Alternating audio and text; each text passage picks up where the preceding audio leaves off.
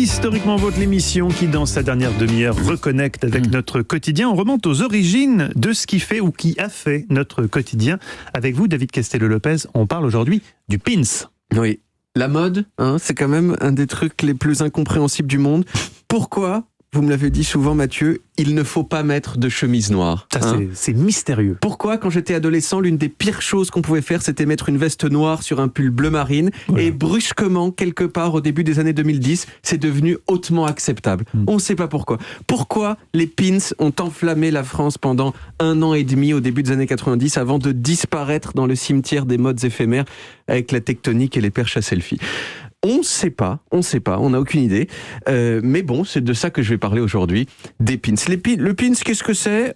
C'est ça, c'est ce que j'ai dans la main devant moi. Là, ce que j'ai en l'occurrence, c'est une flèche qui indique soit la gauche, soit la droite, soit qu'on la prenne selon son bord politique. Selon son bord politique. Le haut ou le bas aussi. Voilà, le haut ou le bas, ou même les diagonales. Vous avez raison.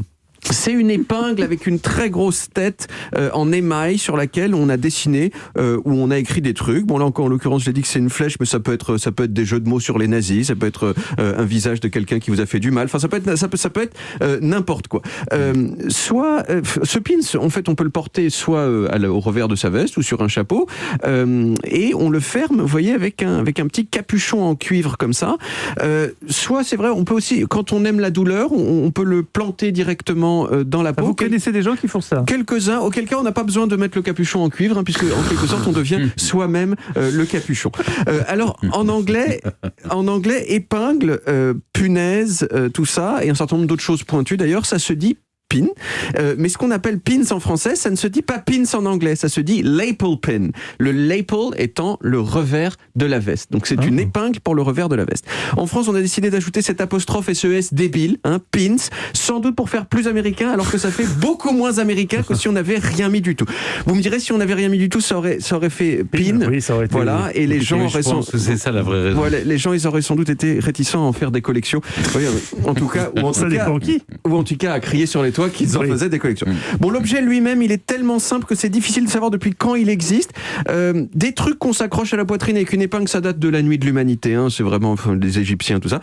Le pins, tel qu'on le connaît aujourd'hui, c'est probablement un dérivé d'insigne militaire. Il y avait des unités américaines de la guerre d'indépendance qui en portaient notamment. Il y a aussi eu une grosse mode en URSS, puis dans les partis politiques américains au moment des élections. Mais le gros tournant, il est venu dans les années 80, l'âge d'or de la publicité et du merchandising, quand il y a quelqu'un qui s'est dit « Et si on se servait des pins ?» pour faire de la publicité et du merchandising. En France, l'entreprise qui a eu cette idée, c'est très probablement la société Artus Bertrand, à Roland-Garros en 1987. Artus Bertrand, avant de s'incarner dans un monsieur qui prend des photos en avion, c'était en effet une entreprise. Sa famille, c'est une famille de médaillés. Exactement, c'est une entreprise qui date du début du 19e siècle et qui est connue pour fabriquer des objets d'apparat en métal, notamment pour les gens comme Stéphane qui ont le mérite d'avoir reçu la Légion d'honneur. C'est très souvent Artus Bertrand qui fabrique les médailles de la Légion d'honneur. Ou pour les gens qui sont académiciens et qui ont besoin d'une épée qui coupe pas, c'est souvent Artus Bertrand qui fabrique ces épées-là aussi. Ou encore, il y a aussi un troisième truc, les bébés des familles catholiques riches qui ont besoin d'avoir de petites médailles pendues à leur talon le jour de leur baptême, tac, aussi Artus Bertrand. Mais en 1983, l'entreprise a été reprise par un fils de la famille, Nicolas Artus Bertrand, qui avait passé 25 ans dans la publicité et qui s'est dit et si on se diversifiait dans le pins promotionnel ? Et c'est largement à Artus Bertrand qu'on attribue le début de la mode du pins en France à la fin des années 80.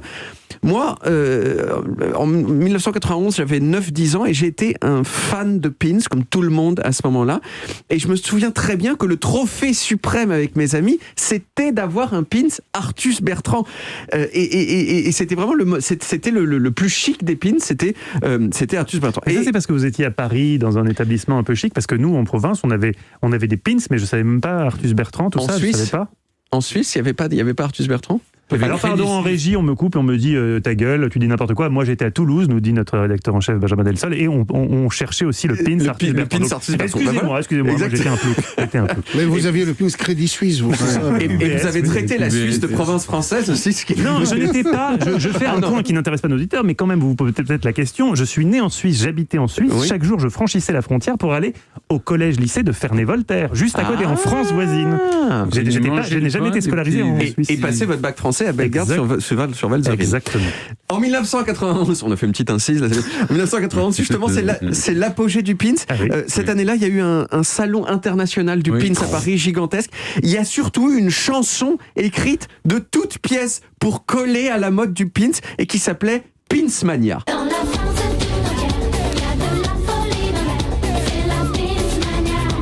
Dans la France tout entière, il y a de la folie dans l'air, c'est la Pinsmania. Qui a chanté ça ?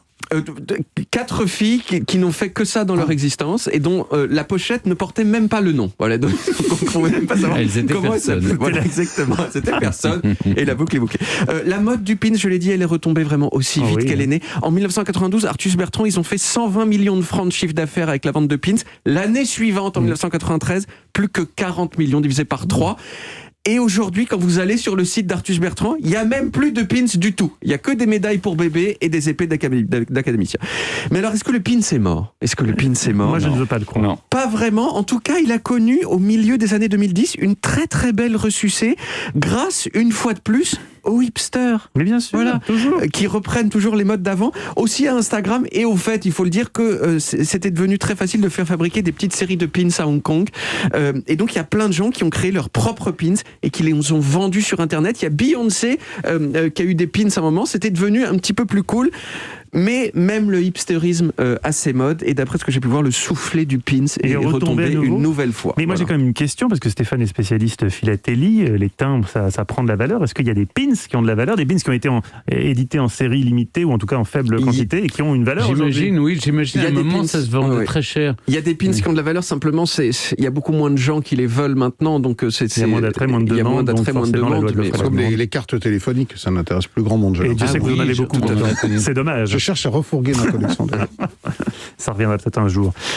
Merci David. On retrouve les origines en podcast sur toutes les applis audio et en vidéo sur YouTube Dailymotion et sur le site europe1.fr.